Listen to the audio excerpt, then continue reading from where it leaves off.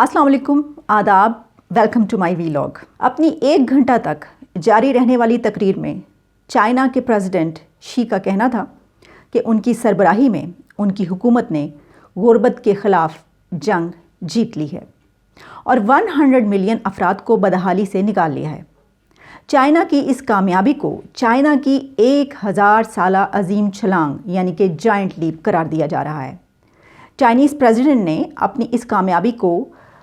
तारीख़ में चमकता हुआ एक हैरत अंगेज़ मोजज़ा यानी कि मिरेकल करार दिया है और इस मुहिम में, इस कैंपेन में हिस्सा लेने वालों को फ़ाइटर्स कहा है। द वॉशिंगटन पोस्ट के मुताबिक चाइना का गुर्बत के ख़ात्मे का ऐलान एक ऐसे वक्त में सामने आया नाजरीन, जब कोरोना यानी पैंडेमिक की वजह से दुनिया भर में तकरीबन 120 मिलियन लोग यानी कि 125 मिलियन लोग पॉवर्टी लाइन से नीचे जा चुके हैं।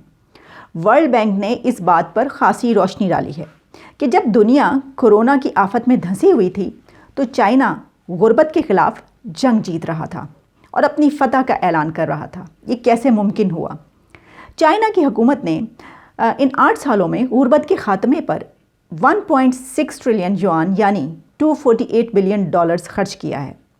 इस सिलसिले में मकामी ओहदेदारों ने घर घर जाकर गुर्बत ज़दा घरानों की शनाख्त की, आइडेंटिफाई किया कि कौन से घराने जो हैं वो गुर्बत की लकीर से नीचे जी रहे हैं। कहा जा रहा है कि शी अपने मिरास यानी माओ की तरह एक और माओ बनना चाहते हैं। वो अपने आप को माओ के मुशाबा साबित कर चुके हैं क्योंकि उन्होंने पहले कोरोना और फिर गुर्बत के ख़िलाफ़ अपनी फतूहात का ऐलान कर दिया है। गुर्बत के ख़ात्मे के ख़िलाफ़ शी को ट्रिब्यूट पेश करते हुए मुल्क भर की अक़लियतों के एक ग्रुप ने उस हॉल में जहाँ पर ये तकरीब हो रही थी वहाँ पर एक गाना गाया कि कम्युनिस्ट पार्टी के बग़ैर नया चीन नहीं बनने वाला। ये गोया इसलिए किया गया, ये एक सिंबल है कहा जा रहा है, क्योंकि शी के ख़िलाफ़ चाइना और हांगकांग की अक़लियतों के ख़िलाफ़ नारवा सलूक की बहुत मज़म्मत की जाती है। अमरीकी सदर जो बाइडन ने भी जब उनको फ़ोन किया था तो उन्होंने जो हांगकांग पर क्रैकडाउन हुआ उसकी मज़म्मत की थी, जिसके ऊपर शी ने उन्होंने ये कहा था कि ये हमारा इंटरनल मामला है, इसके ऊपर आपको बोलने की ज़रूरत नहीं है। शी ने कहा था कि तकरीबन 600 मिलियन सिटीज़न्स $155 पर मंथ पर ज़िंदा रहते हैं। मगरबी ज़राए का दावा है कि चीन ने पिछले 5 सालों में $700 बिलियन की रकम गुर्बत के ख़ात्मे की गर्ज से आवाम को कर्ज़े और ग्रांट देने की मद में खर्च की है। देही इलाकों में बिजली के लिए $120 बिलियन खर्च किए गए हैं। चाइना में आलमी बैंक, वर्ल्ड बैंक के कंट्री डायरेक्टर ने देही इलाकों में जो विलेजेस है वहाँ पर गुर्बत के ख़ात्मे की तस्दीक कर दी है और फार्मर्स ने हैरत अंगेज़ तरीके से ज़र्द फूलों की एक्सपोर्ट और इंपोर्ट के ज़रिए पॉवर्टी लाइन से जो है वो निजात हासिल की। चीनी हुकूमत के आदाद शुमार के मुताबिक चीन ने गुज़िश्ता चंद दिहाइयों में कुछ डेकेड्स के दौरान अपने मुल्क से तकरीबन 900 मिलियन लोगों को पॉवर्टी लाइन से बाहर निकाला और आलमी सतह पर अगर हम ये देखें तो ये रेशो गुर्बत को कम करने के लिए तमाम दुनिया की तकरीबन 70% के करीब है। चीन की बेहतरीन हिकमत अमली से देहात में, गाँव में रहने वाले गरीबों की तादाद जो है वो 2012 में 100 मिलियन बताई जाती थी, जो कि कम होकर सिर्फ 2019 में पहुँचे तो 5 बिलियन यानी सिर्फ 55 लाख तक रह गई थी। चीन दुनिया का सबसे बड़ा कारखाना कहलाता है, बन चुका है सबसे बड़ा कारखाना। किसानों को खुद अपनी ज़मीन पर जब खेती बाड़ी की इजाज़त मिली वहाँ पर, तो इससे मेयार ज़िंदगी बुलंद हुआ, लाइफस्टाइल ठीक हुआ जो कि पहले बहुत ख़राब था, और जो फूड की कमी थी वो भी पूरी कर ली गई। 1979 में चाइना और अमेरिका के दरमियान जब मामूल के सिफारती ताल्लुकात की बहाली हुई तो उसके बाद जो फॉरेन इन्वेस्टमेंट है उसका एक रास्ता खुल गया चाइना के लिए, और चीप लेबर क्योंकि वहाँ पे बहुत ज़्यादा थी, सहूलियात जो थी वो उठाने के लिए जो बैरूनी कंपनीज़ थी और सरमायाकारी थी वो वहाँ पर आई और रेल पेल हो गई। 2001 में चीन ने वर्ल्ड ट्रेड ऑर्गेनाइजेशन में शमूलियत इख्तियार कर ली थी, जिससे उसे मज़ीद फ़ायदा हुआ।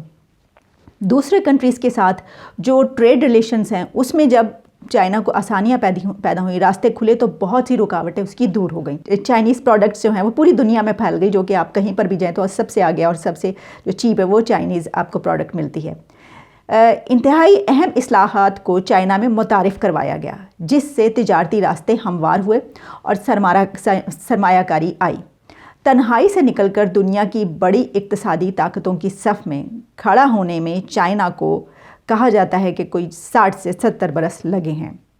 वर्ल्ड बैंक के आदाद शुमार के मुताबिक 85 करोड़ अफराद को गुर्बत से निकाला गया है اور چین میں 30 برس یعنی کہ 30 ایئرز پہلے اگر آپ چلے جائیں تو 80 ملین لوگ غربت میں مبتلا تھے۔ 1990 میں چائنا میں 75 کروڑ افراد غربت کی بین الاقوامی لکیر سے نیچے زندگی بسر کر رہے تھے، اور یہ اس کی آبادی کا 2/3 حصہ تھا،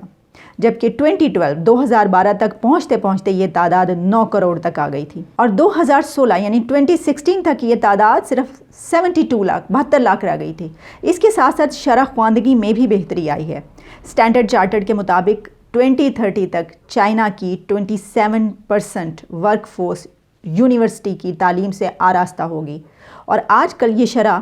جرمنی میں یہی ہے۔ لنڈن اسکول آف اکنامکس کے 1978 کے اعداد و شمار کے مطابق چائنا کی ایکسپورٹس $10 بلین تھی، جو دنیا کی تجارت کا صرف 1% تھی۔ 1978 سے 1985 تک یہ بڑھ کر $25 بلین کی ہو چکی تھی۔ اس کے بعد تقریباً 2 ڈیکیڈز میں ان کی مالیت $4.3 ٹریلین تک پہنچ چکی تھی، اور اس طرح چین دنیا کا اشیاء میں تجارت کرنے والا سب سے بڑا ملک بن گیا۔ کہا جا رہا ہے، ایکسپرٹس یہ کہہ رہے ہیں کہ اگر اس کی ترقی کی شرح 5 سے 6% کے بیچ میں رہی، اس کے درمیان رہتی ہے، تو چائنا دنیا میں عالمی اقتصادی ترقی کا سب سے طاقتور انجن ثابت ہوگا۔ لیکن ناظرین، ساتھ میں ایک بات یہ بھی کہی جا رہی ہے کہ اس ترقی کو مینٹین کرنا اور سسٹین کرنا آسان کام نہیں ہے، کیونکہ اگر یہ ترقی یہاں پر آ کر اس جگہ پر پاورٹی لائن سے نکلنے کے بعد وہ تمام کوششیں اور وہ سب کچھ رک جائے یا کم ہوتا چلا جائے تو پھر یہ ترقی برقرار نہیں رہ پائے گی۔ لیکن اس کو برقرار رکھنے کے لیے چائنا کو وہ تمام کام کرنے پڑیں گے جو کہ وہ کام کر کے یہاں تک پہنچا ہے۔ اس کے لیے شاید اتنی زیادہ فکر انگیزی کی بات اس لیے نظر نہیں آ رہی، جو کہ فیکٹس اینڈ فگرز بتا رہے ہیں کہ چائنا ابھی ایسے منصوبے شروع کر رہا ہے اور اتنی انویسٹمنٹ پوری دنیا میں کر رہا ہے، جس میں کہ سی پیک بھی شامل ہے اور بہت بھی کچھ شامل ہے، کہ جس کی وجہ سے کہا جا رہا ہے کہ اس کی ترقی کی رفتار ہو سکتا ہے کہ اس سے بھی بڑھ جائے۔ لہٰذا ایکسپرٹ کا کہنا یہ ہے کہ اس بارے میں فکر مند ہونے کی چائنا کو اتنی زیادہ ضرورت اس لیے نہیں ہے کہ اب تک اس نے جو ترقی کر لی ہے، اگر یہ اس کو مینٹین کرتا ہے جیسا ہم نے بتایا تو تب بھی، اور اگر فرض کیجئے کہ وہ اس سے بھی کہیں زیادہ جو ہے اور منصوبے اپنے کرتا ہے، اور جس طریقے سے چائنیز پریزیڈنٹ ایک جو منصوبے ان کے نظر آتے ہیں، جو اعلانات کرتے ہوئے نظر آتے ہیں، اور جو ان کے ایک